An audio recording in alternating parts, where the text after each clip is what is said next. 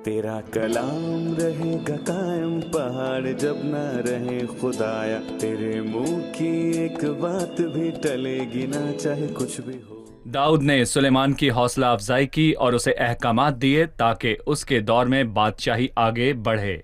वो क्या अहकामात थे जो बादशाही को जारी रखने में सुलेमान के मददगार रहे, और क्या वो उन पर चलता रहा? खुदा के घर की तामीर की तैयारी करने में दाऊद की हिकमत कैसे जाहिर होती है, और घर तामीर होने के बाद इबादत की तैयारियों में उसकी हिकमत कैसे जाहिर हुई? अजीजों, हमने दाऊद और इबादत की तैयारियों से क्या सीखा जिसे हम मौजूदा दौर में रहते हुए मसीही इबादत में नाफिज कर सकते हैं?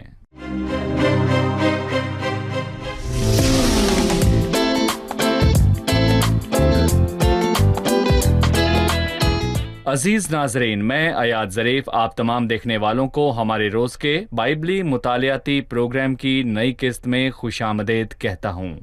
और आज के प्रोग्राम में हम पहली तारीख का मुतालिया जारी रखते हुए 22वें बाब की 10वीं आयत से बाब के आखिर तक मुतालिया करेंगे और 23वें बाब का मुतालिया करेंगे। आगाज में मैं खुदा के खादमिन को खुशामदीद कहना चाहूँगा। डॉक्टर एहसान खुशामदीद। बहुत शुक्रिया। डॉक्टर मेहदाद खुशामदीद। बहुत शुक्रिया। साथ ही स्टूडियो में आए मेहमानों को भी खुशामदीद। डॉक्टर मेहदाद, मैं 22वें बाब की 10वीं आयत से चंद आयात पढ़ूंगा, फिर मैं आपसे सवाल पूछूंगा। अब ए मेरे बेटे, खुदावंद तेरे साथ रहे और तू इकबालमंद हो, और खुदावंद अपने खुदा का घर बना जैसा उसने तेरे हक में फरमाया है।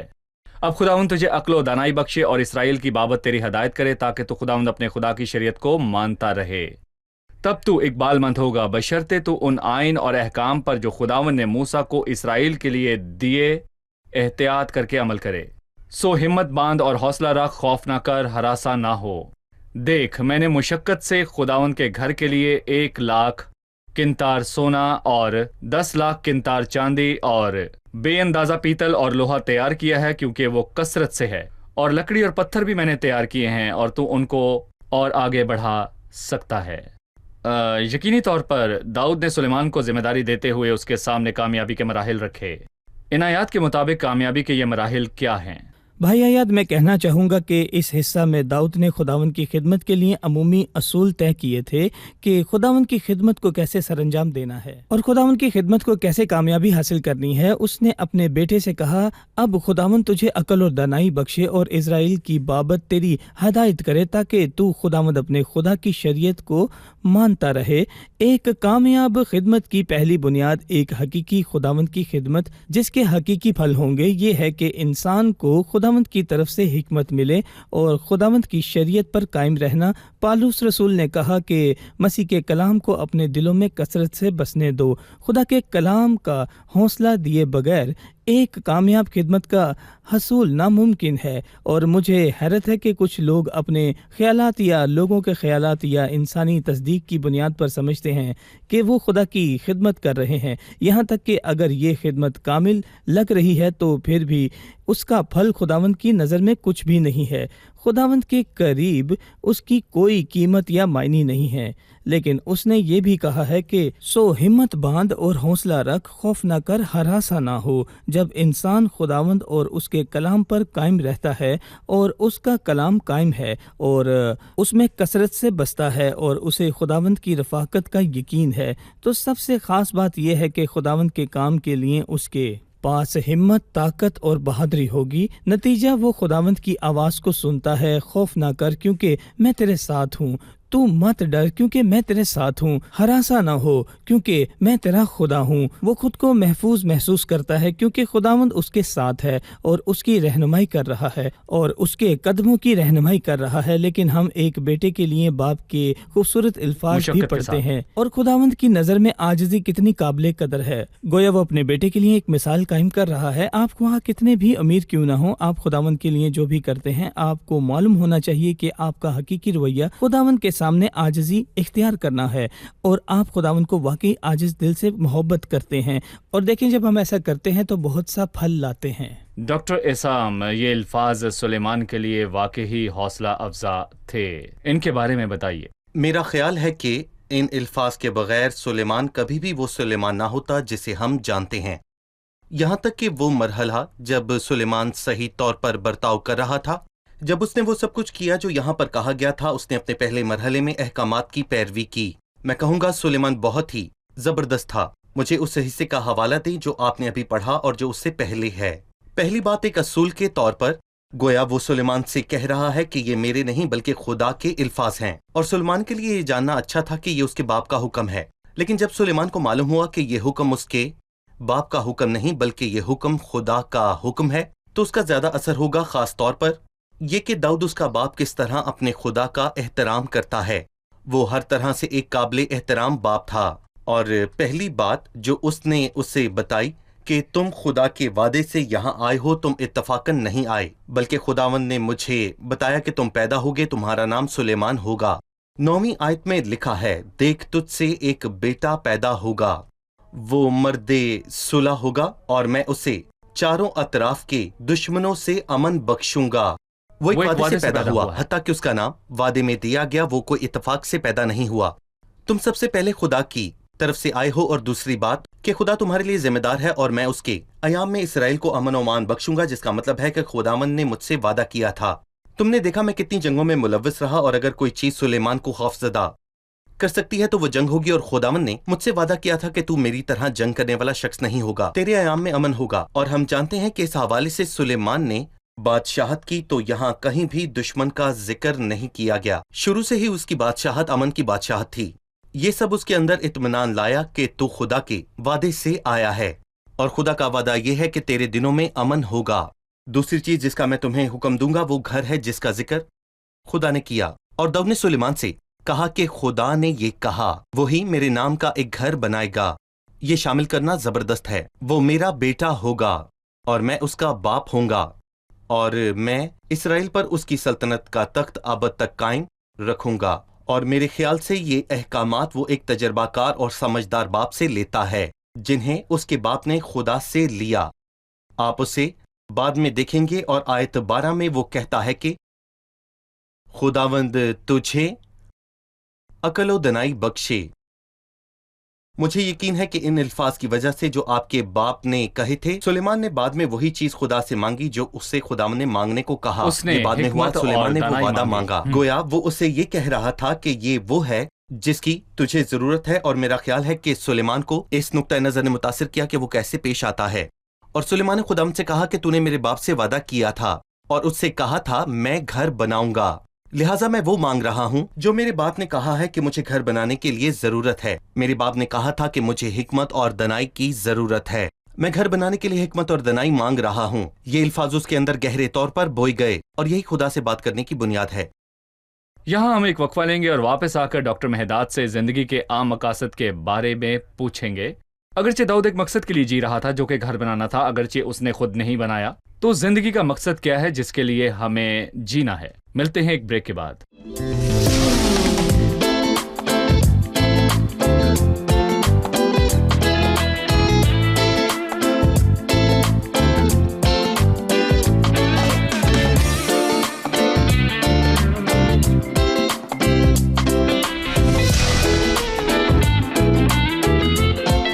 ناظرین، ہم وقفے کے بعد واپس آ چکے ہیں تاکہ مطالعہ جاری رکھ سکیں۔ بھائی، میں نے وقفے سے پہلے پوچھا تھا کہ زندگی کا کیا مقصد ہے جس کے لیے ہمیں جینا چاہیے۔ ہم داؤد کو دیکھتے ہیں جس کا تعلق خدا کے ساتھ حقیقی تھا، اس کا دل پورے طور پر خدا کے ساتھ جڑا ہوا تھا۔ میرا خیال ہے کہ جو کوئی بھی خدا کے ساتھ حقیقی تعلق میں ہو، اس کے لیے سب سے اہم بات یہ ہے کہ اس کی زندگی کا ایک مقصد ہے۔ بہت سے لوگوں کی زندگی کے مقصد ناقص ہوتے ہیں، اور جب وہ انہیں حاصل کر لیتے ہیں تو وہ سمجھتے ہیں کہ ان مقصد کو حاصل کرنے کے لیے انہیں خوشی اور مسرت ملے گی، اور پھر انہیں پتہ چلتا ہے کہ یہ دھوکہ تھا۔ لیکن جو کوئی خدا کے خوف میں زندگی گزارتا ہے اور اس کے نام کے لیے جیتا ہے، اس کی زندگی کے لیے زبردست مقصد ہے جو اس کی زندگی کو اہم بناتے ہیں۔ اور یہاں ہم یہی دیکھتے ہیں کہ ایک عظیم بادشاہ جس کے پاس سب کچھ ہے اور بہت کچھ حاصل کر چکا ہے، پھر بھی اس کے دل کا مقصد ہے کہ وہ خداوند کی تعظیم کرے، اور جس طرح وہ چاہتا ہے کہ اس کی تعظیم کرے، تاکہ اپنے طریقوں اور سوچوں کے مطابق ہم دیکھتے ہیں کہ وہ کس طرح اپنی پوری طاقت کے ساتھ سب کچھ تیار کر کے اس مقصد کے پیچھے چل رہا تھا۔ इसके लिए कि उसे बहुत ज़्यादा रकम खर्च करना पड़ी, लेकिन वो महसूस कर रहा था कि जो कुछ भी वो कर रहा है वो कितना कीमती है। वो जानता था कि खुदावन इन छोटी छोटी चीज़ों और बड़ी बड़ी चीज़ों की भी कदर करता है जो वो उसके लिए करता है। खुदावंद यीशु ने कहा कि जो कोई एक गिलास पानी भी देता है वो अपना अजर कभी नहीं खोएगा। जो कोई छोटी या बड़ी बातों में खुदावन की ताज़ीम करता है वो ये महसूस करता है कि उसका वक्त, ज़िंदगी और कोशिशें काबिल कदर हैं, और जान लेगा कि मामूली चीज़ें जो आर्जी हैं, ख्वाह वो उसका वक्त, कोशिशें या सलाहियतें हों, वो बज़ाहिर बहुत आसान है, लेकिन खुदावंद के नज़दीक ये अब्दी और अजीम और कीमती है। जब आप बात कर रहे थे तो मुझे पहले करंथियों 15 के आखिरी अल्फाज याद आए जो खुदावंद की आमद के बारे में है। मतलब खुदावंद की आमद पर ज़मीन पर मौजूद हर चीज़ का इख्तिताम हो जाएगा और हम आराम में होंगे। क्या अभी हमें आराम करना चाहिए? नहीं, वो कहता है साबित कदम और कायम रहो और खुदावंद के काम में हमेशा अफजाइश करते रहो। काम में अफजाइश। जिंदगी जीने का मकसद खुदावंद की ताज़ीम करना है। चलिए मेहमानों की तरफ बढ़ते हैं और जानते हैं कि उनका सवाल क्या है। हम दाऊद के साथ खुदा के वादा को देखते हैं, तेरा तख्त हमेशा के लिए कायम किया जाएगा। बिल्कुल इसी वादा का जिक्र दूसरे सैमुएल के 7वें बाब की 12वीं आयत में मिलता है, लेकिन अभी दाऊद की बादशाहत और तख्त कहाँ है? ये कैसे हो सकता है कि खुदावंद वादा करके पूरा ना करे? क्या ये खो गया या खुदावंद अपना वादा भूल गया? खुदा न करे। वो किरदार जो बाइबल में मसीह की अलामत रखते हैं वो हमेशा दो पहलू रखते हैं। मिसाल के तौर पर जब वो अब्राहम की औलाद के तौर पर इसहाक की बात करता है, लिखा है जमीन के सब कबीले तेरे और तेरी नस्ल के वसीले से बरकत पाएंगे। आसमान और जमीन को देख, मैं तेरी नस्ल को इनकी मानंद बढ़ाऊंगा। गलतियों में लिखा है जैसा बहुतों के वास्ते कहा जाता है बल्कि जैसा एक के वास्ते कि तेरी नस्ल को, और वो मसीह है। लिहाजा इसहाक एक जाती और एक अलामती मानी रखता है, और यहाँ सुलेमान के हवाले से भी ऐसा ही है।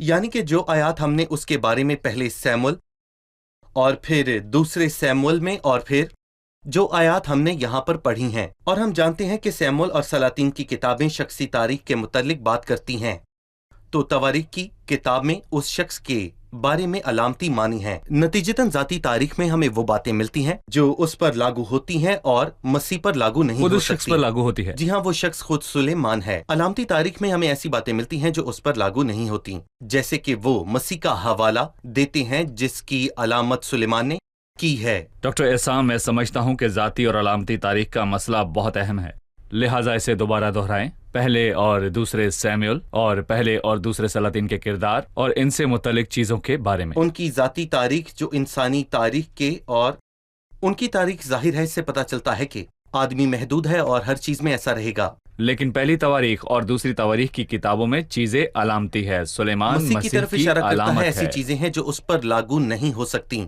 लेकिन आम खसूसियात ये हैं कि ऐसी चीजें भी हैं जो उन पर लागू नहीं हो सकती और ये उनके लिए मौजू भी नहीं हो सकती। मिसाल के तौर पर उन चीजों से शुरू करते हैं जो लागू होती हैं। मसलन अगर हम दूसरे सैमुएल का हवाला देते हैं, दूसरे सैमुएल के 7वें बाब की 12वीं आयत में लिखा है, खुदावन ने दाऊद से कहा, जब तेरे दिन पूरे हो जाएंगे और तू अपने बाप के साथ सो जाएगा तो मैं तेरी बात तेरी नस्ल को जो तेरे सुल्ब से होगी खड़ा करके उसकी सल्तनत को कायम करूंगा। ये जुमला कायम करूंगा ये शख्सी तौर पर सुलेमान पर लागू होता है।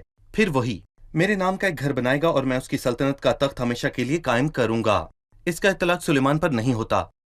यहां लफ्ज हमेशा है क्योंकि कोई भी हमेशा जिंदा नहीं रहेगा, और मैं उसका बाप होऊंगा और वो मेरा बेटा होगा। फिर अगर वो खता करे तो मैं उसे आदमियों की लाठी और इब्ने आदम की ताज़ियानों से तंबीह करूंगा। इसका तस्करा तवारीख की हम ये नहीं कह किताब सकते में खुदावंद की नहीं अलामत है, नहीं। इसलिए तवारीख में इसका जिक्र तवारीख नहीं, की किताब में जैसा इसका कि तस्करा तवारीख में नहीं हो सुलेमान सकता। खुदावंद की अलामत है। बिल्कुल। बिल्कुल ठीक। जब वो खता करता है तो ये किसकी तरफ इशारा करता है? और सुलेमान के लिए लिखा है, अगर वो खता करे तो मैं उसे आदमियों की लाठी और इब्ने आदम के ताज़ियानों से तंबीह करूंगा। क्यों करूंगा? क्योंकि ना सिर्फ वो अलामत है बल्कि उसकी नस्ल से मसीह आएगा।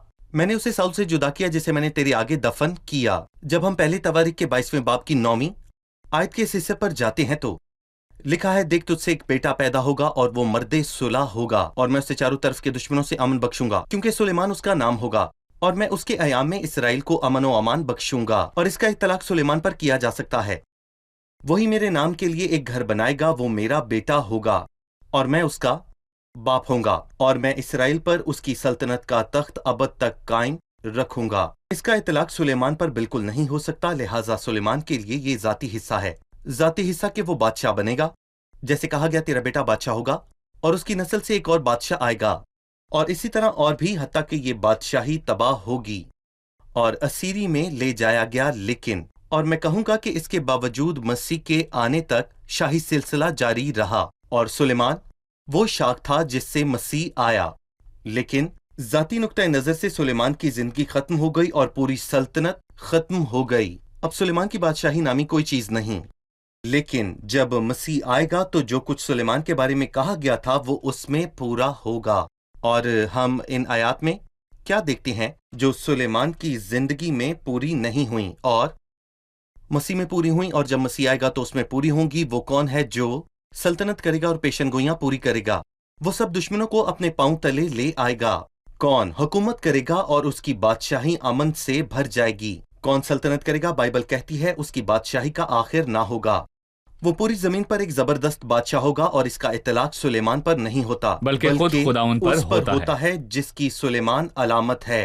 اور یہ داؤد کی نسل کی طرف اشارہ کرتا ہے جو سلیمان کے ذریعے آئی، اور ذاتی پہلو سلیمان میں پورے ہوں گے۔ سلیمان نے خطا کی اور الہی عدالت کے ذریعے لوہے کی لاٹھی سے اس کی تنبیہ کی گئی، اور وہ خطا جو سلیمان کی نسل نے کی اس کے سبب سے سلطنت ختم ہو گئی۔ لیکن خداوند اپنے وعدے کو قائم رکھتا ہے۔ خدا کی نظریں اس شخص پر نہیں ہیں کیونکہ اسے ضرور سلطنت کرنی چاہیے۔ اسے سلطنت ضرور کرنی چاہیے۔ جو کچھ اس نے وعدہ کیا ہے وہ اسے پورا کرنے پر قادر ہے۔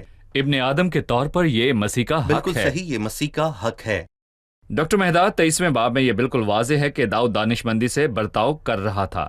اس نے نہ صرف ہیکل بنانے کے لیے سامان فراہم کیا بلکہ ہیکل کے اندر عبادت اور خدمت کا اہتمام بھی کیا۔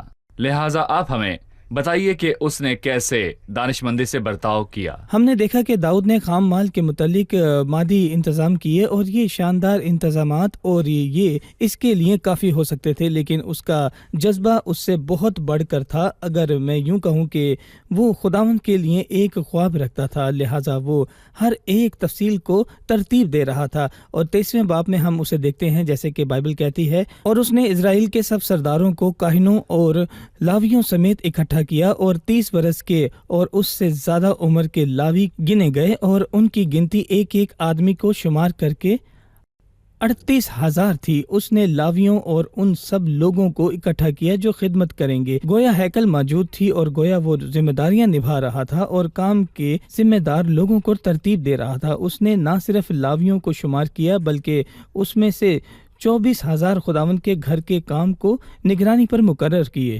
اور 6,000 سردار اور منصف تھے، اور 4,000 دربان تھے، اور 4,000 ان سازوں سے خداوند کی تعریف کر رہے تھے جن کو داؤد نے مدح سرائی کے لیے بنایا تھا۔ آپ دیکھ سکتے ہیں کہ انتظامات کتنے درست تھے، اور وہ خدا کے گھر میں تعظیم کر رہے تھے۔ لہٰذا پہلے اس نے انہیں اکٹھا کیا اور پھر ہر ایک کو ذمہ داریاں سونپی۔ وہ درستگی سے تفصیلات کا خیال رکھتا ہے، گویا گھر اس کی نظر میں ہے اور اس کے اندر کے جذبات واضح ہو رہے ہیں۔ مطلب وہ ایک خواب سے مغلوب تھا۔ بالکل، اس نے گھر نہیں دیکھا، پھر بھی وہ بندوبست کر رہا ہے۔ گویا وہ کہہ رہا ہے کہ اس پتھر کو ادھر رکھ دو، یہ دروازہ ادھر، اور یہاں تک کہ گھر کے اندر کی عبادت بھی اسی طرح ہوگی۔ وہ خداوند کو بہترین چیز پیش کرنے کے لیے ایک زبردست ہم آہنگی کے ساتھ اسے ترتیب دیتا ہے۔ ہم یہاں پر ایک چھوٹا سا وقفہ لیں گے اور پھر مہمانوں کے سوالات کے ساتھ دوبارہ حاضر ہوں گے۔ عزیز ناظرین، ایک وقفے کے بعد دوبارہ حاضر ہوں گے، ہمارے ساتھ رہیے۔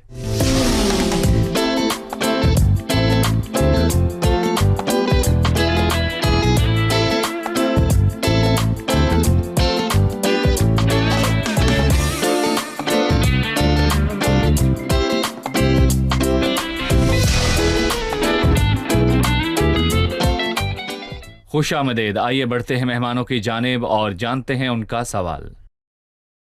ہم خداوند کے گھر کے اندر لاویوں کے کردار کے بارے میں جاننا چاہتے ہیں۔ جی، خداوند کے گھر کے اندر لاویوں کا کیا کردار ہے؟ لاوی خدا کے گھر کی ہر چیز کے لیے ذمہ دار تھے اور انہیں منظم کاموں کے لیے ایک خاص طریقے سے تقسیم کیا گیا تھا۔ جیسا کہ ہم نے حال ہی میں یہ سیکھا ہے کہ کہات کا قبیلہ، اور میں کہوں گا کہ کاہن بھی انہی میں سے تھے۔ یہ کاہن قربانیاں پیش کرنے کے ذمہ دار تھے اور پاک مقام میں داخل ہونے کے حقدار تھے، اور سردار کاہن پاک ترین مقام میں داخل ہونے کا حقدار تھا۔ یہ ان کے لیے مخصوص تھا اور خیمے کے اندر ہر چیز کی ذمہ داری لاویوں کی تھی، اور کچھ چیزیں ہیں جو ہم نے کہی ہیں اور جن کو ہم جاری رکھ سکتے ہیں۔ یہاں یہ واضح ہے کہ لاویوں کی تعداد 8,000 تھی جب وہ ملک مصر سے نکلے تھے، اور اب یہ تعداد بڑھ کر 38,000 کے قریب ہو گئی ہے۔ 30 سال سے اوپر کے ہر ایک مرد کو شمار کیا جاتا ہے، اور ان کے کاموں میں اضافہ ہوا۔ وہ خدا کے گھر کی نگرانی کے لیے مقرر ہوئے، اور ان میں سے ایک بڑی تعداد یعنی کہ 24,000 کام کی نگرانی کے لیے مقرر ہوئے۔ لوگوں کے سردار، تاکہ لوگوں کو آگاہ کریں۔ لوگوں کو آگاہ کرنے والے لاوی اور قاضی وہاں برپا ہونے والے تنازع کا فیصلہ کر رہے تھے، اور یہ بھی لاویوں کا کام تھا۔ سازوں کے ساتھ پرستار اور تمام ساز بھی لاویوں کے کام کا حصہ تھا۔ 28ویں آیت میں ہم لاویوں کے کام کے متعلق کچھ تفصیلات جانتے ہیں۔ خدا کی گھر کی خدمت کے لیے بنی ہارون کی مدد کریں۔ وہ کاہن کون تھے جو مقدس مقامات پر ہر چیز کی مدد کے لیے داخل ہوتے تھے، جیسا کہ خدا کے گھر کی خدمت کرنا، صفوں اور ٹوکریوں کی دیکھ بھال کرنا اور ان تمام چیزوں کو صاف کرنا ہے جو مقدس ہیں۔ نظر کی روٹیوں کے لیے آٹے لانے کا ذمہ دار کون تھا؟ بیر خمیری روٹیوں کے گردے، آتشین قربانیاں اور مقدار یا سائز کے پیمانے، اور ہر صبح وہ خدا کا شکر ادا کرتے اور حمد کرتے کھڑے ہوتے، اور اسی طرح شام کو جب بھی سبت کے دن، نئے چاند اور عید کے دنوں میں خداوند کے سامنے سوختنی قربانیاں چڑھائی جاتی تھیں، کاہن یہ قربانیاں پیش کرتے تھے، اور یوں وہ خیمہ اجتماع اور مقدس کی دیکھ بھال کریں، اور ہارون کے بیٹے اپنے بھائیوں کے ساتھ خدا کے گھر کی خدمت کرنے کو حاضر ہوں۔ لہٰذا خدا کے ساتھ تعلق، قربانیاں پیش کرنا اور لوگوں کے خدا کے حضور میں داخل ہونے سے متعلق ہر چیز، اور یہ سب لاویوں کے فرائض تھے۔ تو آپ کا مطلب ہے کہ لاویوں کی خدمت خدا کے گھر کے اندر تھی؟ جی، ان کی خدمت اندر تھی۔ صحیح۔ اب وقت ہے کہ ہم جانیں کہ مہمانوں نے آج کیا سیکھا۔ بتائیے، کیا خدا اپنے وعدے کو بھول گیا یا بادشاہی کے قیام کے بارے میں اپنے الفاظ سے پیچھے ہٹ گیا، جیسے کہ اس نے دوسرے سیموئیل 7ویں باب میں اور پھر پہلی تواریخ 22 میں وعدہ کیا تھا؟ در حقیقت نہیں، خدا اپنے وعدے کو نہیں بھولا ہے، لیکن ہم دیکھتے ہیں کہ پہلے دوسرے سیموئیل اور پہلے دوسرے سلاطین کی کتابوں میں مرکزی خیال افراد کی ذاتی تاریخ بتا رہا ہے، لیکن پہلے دوسری تواریخ میں مرکزی خیال علامتی تاریخ بتا رہا ہے۔ لیکن جب ہم بائبل میں یہ کہتے ہیں کہ بادشاہی قائم ہو جائے گی، تو اس سے مراد سلیمان ہے، لیکن ہمیشہ کے لیے قائم رہنا یہ خداوند کی طرف اشارہ کرتا ہے، کیونکہ کوئی بھی انسان ہمیشہ حکومت نہیں کر سکتا یا ہمیشہ زندہ نہیں رہ سکتا۔ ہر وہ چیز جو سلیمان میں پوری نہیں ہوئی تھی، بعد میں خداوند یسوع مسیح میں پوری ہوئی، اور وہ بادشاہ جو سلیمان کی اولاد سے آیا تھا۔ صحیح۔ بتائیے کہ داؤد نے خداوند کے گھر کی تیاری میں، چاہے وہ سامان تیار کرنے یا عبادت کے انتظامات ہوں، اس میں حکمت کا مظاہرہ کیا، اور سلیمان کا کردار کیا تھا؟ ہم دیکھتے ہیں کہ داؤد نہ صرف سامان کی پرواہ کرتا ہے، بلکہ اس نے لاویوں کو جمع کیا اور ان کو اس طرح ترتیب دیا اور تقسیم کیا جیسے وہ گھر کو دیکھ رہا ہو۔ اس سے ظاہر ہوتا ہے کہ اس کی کتنی دلچسپی تھی، اور یہ کہ اس کا ایک خواب تھا۔ شکریہ، خدا آپ کو برکت دے۔ خادمین کا بھی شکریہ۔ اگلی قسط میں آپ سے پھر ملاقات ہوگی۔ عزیز ناظرین، خدا نے جو وعدہ کیا وہ اسے ضرور پورا کرتا ہے، چاہے انسان ناکام ہی کیوں نہ ہو جائے۔ خدا نے داؤد سے وعدہ کیا کہ اس کا تخت ہمیشہ کے لیے قائم رہے گا، اور وہ بادشاہ کو اپنے جلال کے تخت پر ضرور بٹھائے گا۔ ہم سب جانتے ہیں کہ یہ الفاظ سلیمان میں پورے نہیں ہوئے تھے، کیونکہ سلیمان محض ایک علامت اور محدود آدمی تھا۔ وہ اس کام کو پورا کرنے میں ناکام رہا، لیکن بادشاہی آئے گی، اور مسیح بادشاہ آئے گا جو اپنے جلال کے تخت پر تخت نشین ہوگا، اور تمام پیشن گوئیوں کی تکمیل مسیح میں ہوگی۔ جیسا کہ مسیح پورے پرانے عہد نامے کے مرکزی عنوان میں ہے، پیشن گوئیاں اور علامتیں اور پوری بائبل، پیشن گوئی کا ہر لفظ مسیح کی طرف اشارہ کرتا ہے، اور یسوع کی گواہی نبوت کی روح ہے۔ لہذا مسیح اس کام میں کامیاب ہوگا جس میں سلیمان ناکام ہوا تھا۔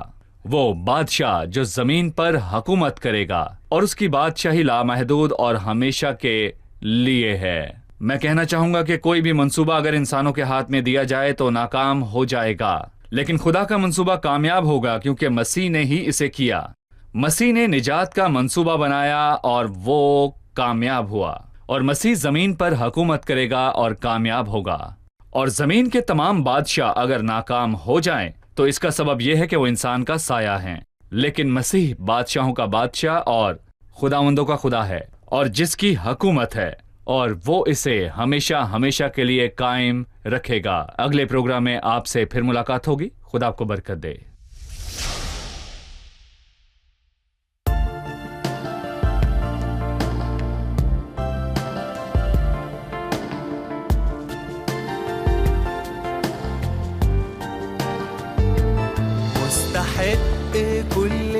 المجد يا يسوع، مستحق كل المجد يا يسوع.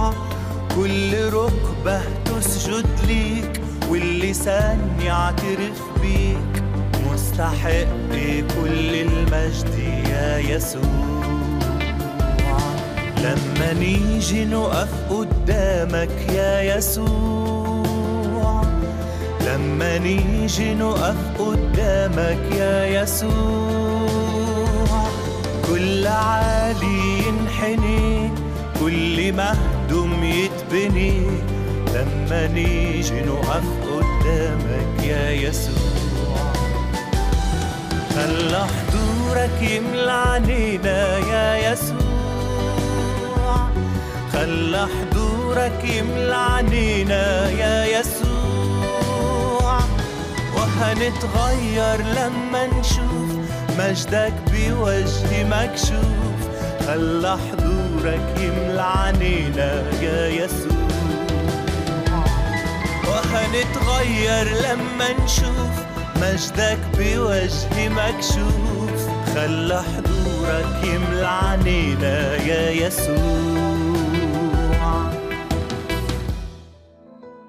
तेरा कलाम रहेगा कायम पहाड़ जब ना रहे खुदाया, तेरे मुंह की एक बात भी टलेगी ना चाहे कुछ भी हो।